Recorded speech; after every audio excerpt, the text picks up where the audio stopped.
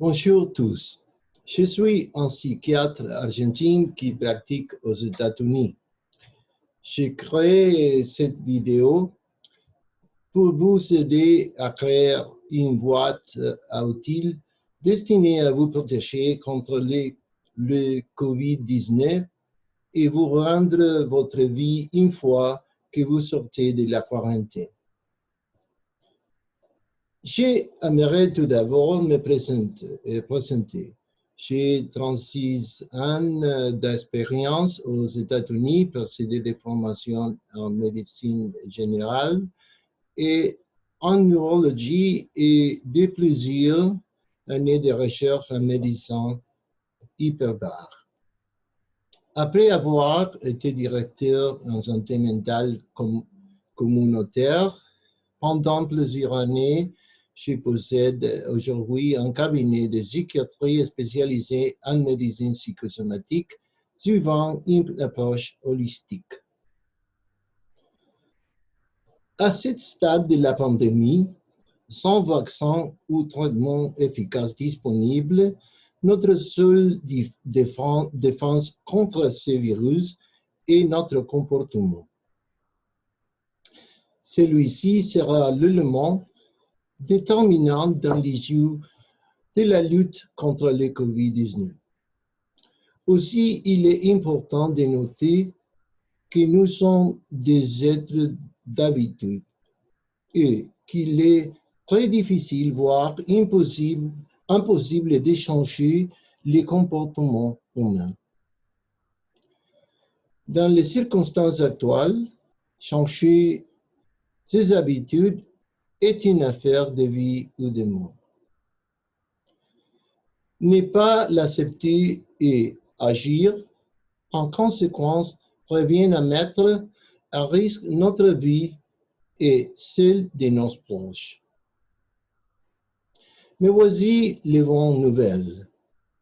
Notre comportement peut en effet être changé. Notre corps puisse fonctionner comme une armure. Le virus est incapable de pénétrer notre peau si celle-ci est intacte. Cette peau est notre forteresse. Le virus ne peut alors pénétrer notre corps que par nos muqueuses. Ces éléments de peau rushent à être que l'on trouve dans les orifices de nos corps. Les yeux, les fosses nasales, la bouche et la gorge, les organes génitaux. Cependant, le virus peut pénétrer notre peau si celle-ci présente des érosions cutanées ou des plaies ouvertes. Ceci veut tout simplement dire que le virus ne peut pénétrer notre corps et nous infecter si nous couvrons ces plaies. Alors, quelles sont les différentes façons d'être infecté? Premier cas de figure. Une personne infectée par le virus tousse ou éternue et projette autour d'elle des gouttelettes de salive microscopiques qui peuvent rester dans l'air pendant 4 heures. Si on se trouve à proximité et on respire ces gouttelettes, on devient infecté à notre tour. Deuxième cas de figure, si ces gouttelettes de salive terminent sur un meuble et l'on ne désinfecte pas sa surface, le virus peut y survivre pendant 3 jours. Si par la suite, on touche cette surface avec les mains et qu'on ne lave pas celle-ci avant de manger un sandwich ou un fruit, on devient infecté. Troisième cas de figure, supposons que l'on ait un professionnel de la santé est donc censé respecter des protocoles de prévention et quand on est fatigué et pressé de rentrer chez soi. On enlève alors son masque et ses gants de protection qui sont infectés.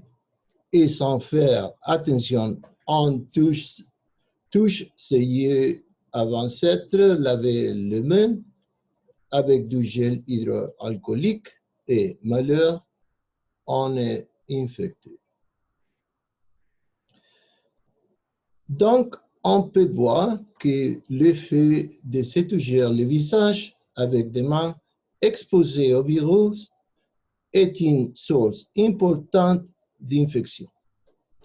Et c'est justement ce genre d'action qui représente un facteur comportemental. Ces exemples simples devraient suffire à vous faire comprendre pourquoi je vous suggère fortement de suivre ces recommandations de maintenant dans votre vie de tous les jours. Si vous respectez ces quelques mesures préventives très efficaces, je m'attends à ce que le nombre d'infections et de décès liés au virus diminue sensiblement. Ces mesures sont basées sur les concepts primaires de prévention qui consistent à se munir des moyens de protection simples et peu onéreux au début de la chaîne d'événements.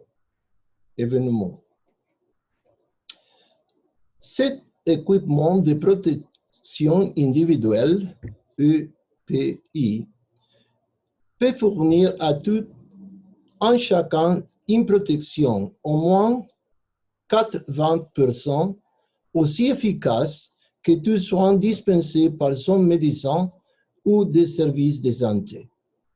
Et ceci est valable que l'on soit au travail, en train de faire du shopping ou confiné chez soi. Et bien sûr, les mesures de distanciation sociale doivent être respectées.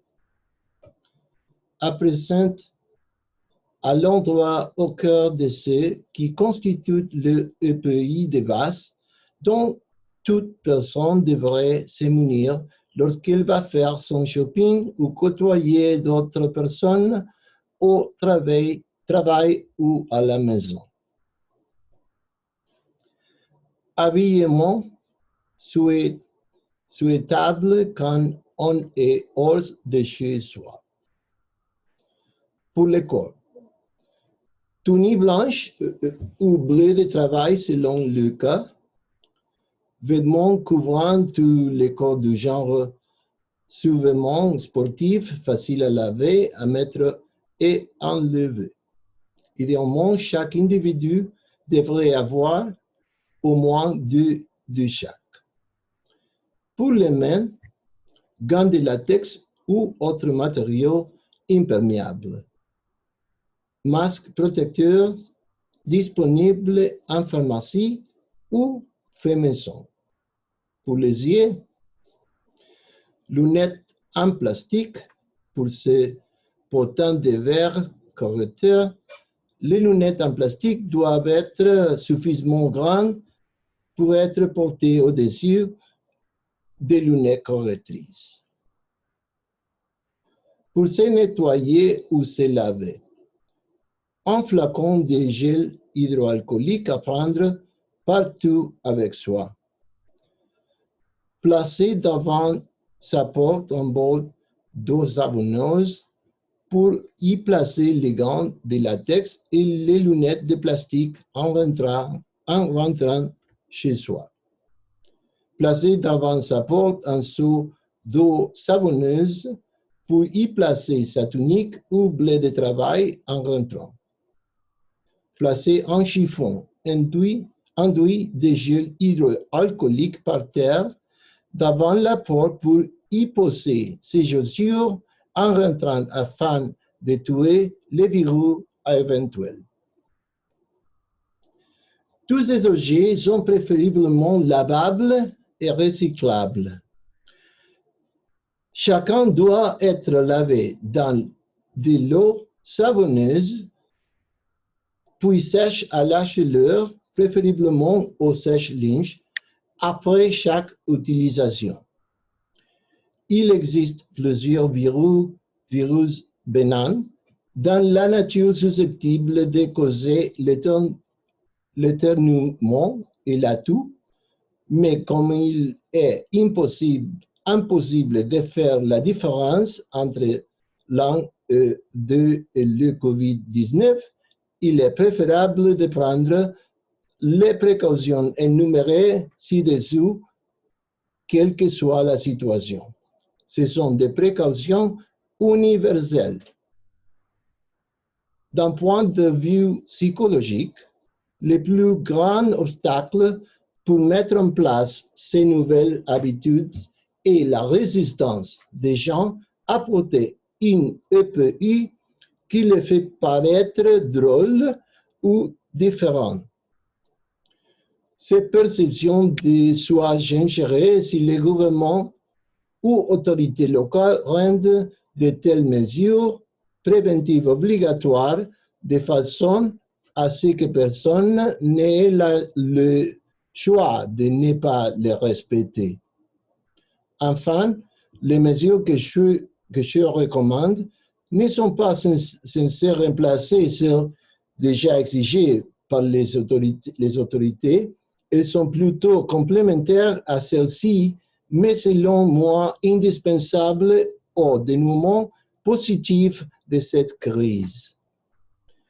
J'ai confiance dans le fait que nous devons tous suivre les recommandations des autorités locales, mais nous devons aussi être proactifs dans notre comportement afin de sauver les vies de ceux qui nous entourent. Je suis certain que ces mesures préventives vont réduire le nombre de nouvelles infections et de décès liés au COVID-19 et même avancer la date du déconfinement et de la reprise de notre économie. Mais je pense aussi que nous devons agir maintenant avant qu'il ne soit trop tard. Ces étapes sont essentielles pour retourner à un état de normalité pendant que nous attendons les vaccins et médicaments qui nous protégeront contre le COVID-19. Nous pourrons ainsi vaincre ces virus. Merci pour votre attention. Si vous avez aimé la vidéo, s'il vous plaît, cliquez sur like, j'aime et partagez-la. Tout commentaire sera apprécié. Que Dieu bénisse la France et le monde. Et souvenez-vous que la prévention est primordiale pendant la crise planétaire du COVID-19. Je vais continuer une série de 4 vidéos pour traiter avec tout un ensemble d'outils psychologiques et physiques pour l'individu de traiter avec le COVID-19. Merci.